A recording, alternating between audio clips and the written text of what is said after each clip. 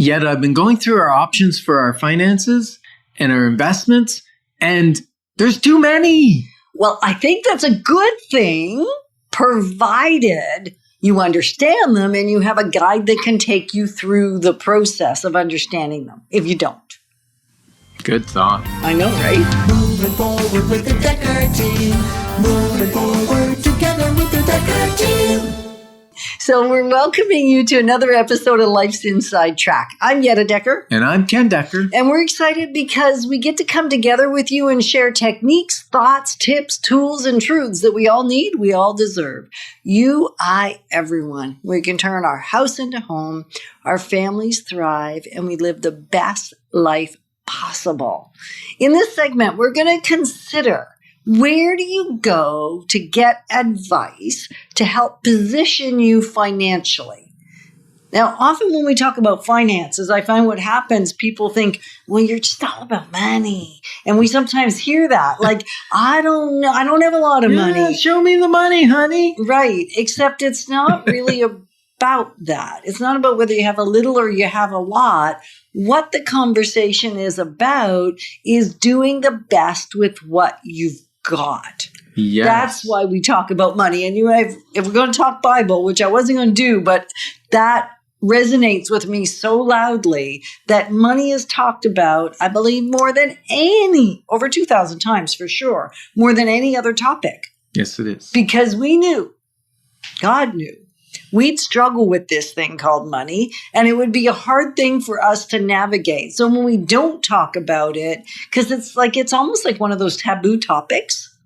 It can be, especially if in your family didn't talk about their wealth generation or their debts or their struggles. They felt those were private and confidential, and the parents handled it, or sometimes even just one parent handled all the pressure. Well, it's still the case today. Lots of times today, that hasn't changed that much for some people. No, I'm not saying that. That's what I'm saying. In your family, it might be one person handles all the financial details and the worry, if they have worry around it, or the successes, and they don't tell anybody. They don't tell the kids because it's private. I think he's got some attitude around that. What do you think? Well, we like to talk about the things that other people don't want to talk about. Well, if it's appropriate. Not the inappropriate things, just the appropriate things. Well, and so money is appropriate. Okay, I'm not going down that road right now. This is family show. So as far as the money goes, if you don't have a clear understanding of what to do, then a guide's the only way to go.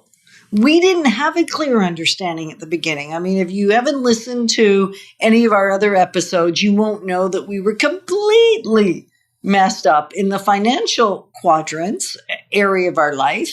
And that's why we had to get some sense of understanding of it and some sense of control over it, because it's not like just because you don't control your money doesn't mean it doesn't control you. In fact, it controls you more. Yes. When you have no control over your money. So a guide was the only way we could navigate our way from squalor to making good use of what we had. So there were times where I did it, I did it on our own. Yeah. We made, and I'm not saying all our decisions when we had a guide were great either, no.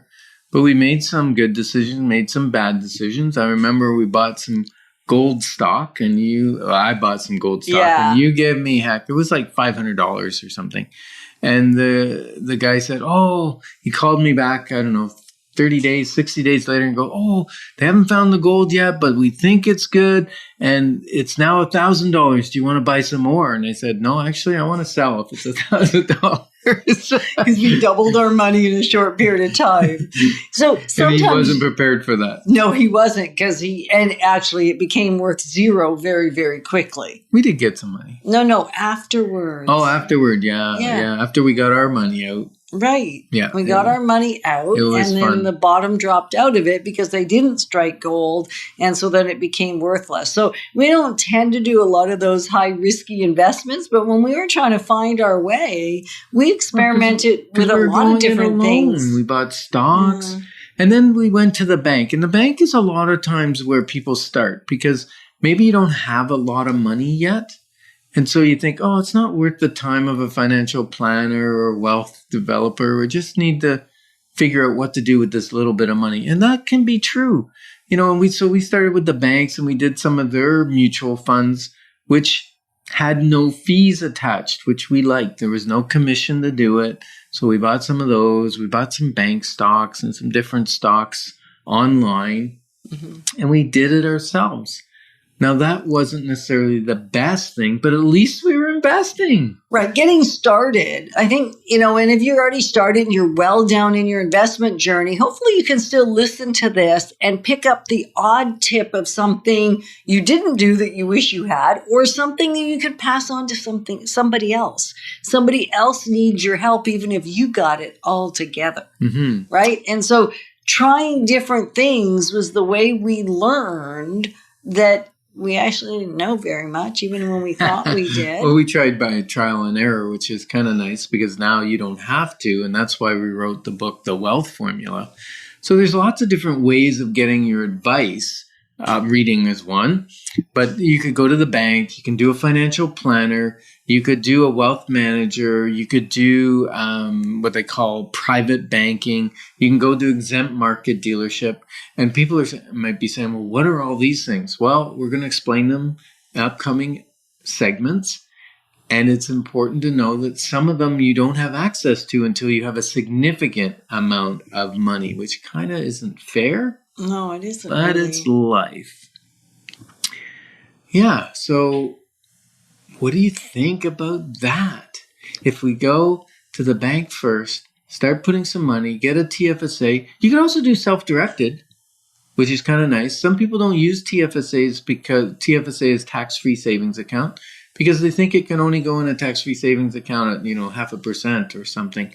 But you can self-direct that into anything that you can put an RSP money into. Right. So the TFSA is, if you haven't got started, is really one of the best places to start.